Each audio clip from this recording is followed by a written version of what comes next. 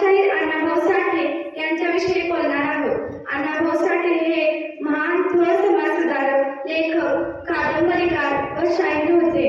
त्यांचे संपूर्ण नाव तुकाराम भाऊराव साठे असे होते. त्यांच्या वडिलांचे नाव तुकाराम व आईचे नाव बालबाई असे होते. जाती व्यवस्था, गरिबी व भेदभावामुळे त्यांना शिक्षण घेता आले नाही. केवळ 1.5 दिवसातच त्यांनी शाळा सोडली. निरक्षर असणाऱ्या अण्णाभाऊंनी खूप कथा, कादंबऱ्या, लावणी, पोवाडे लिहून मराठी साहित्यात आपले अढळ स्थान निर्माण केले. अण्णाभाऊ साठे हे महाराष्ट्राचे थोर साहित्यिक, समाजसुधारक व लोकनेते होते. त्यांचा जन्म 1 ऑगस्ट 1920 रोजी सांगली जिल्ह्यातील वाटेगाव येथे झाला. त्यांच्या लेखनातून समाज परिवर्तनाचे विचार ठळकपणे दिसतात.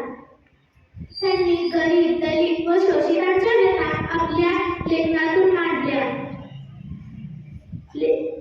त्यांनी सुमारे 35 कादंबऱ्या व 250 कथा लिहिल्या.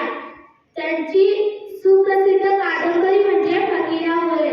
त्यांनी लोकनाट्य, लावणी यामध्येही योगदान दिले. त्यांनी समाजाच्या दुःखांवर लेखणी चालवली. त्यांचे कार्य आजही इतरांना प्रेरणा देतात. त्यांचे निधन 18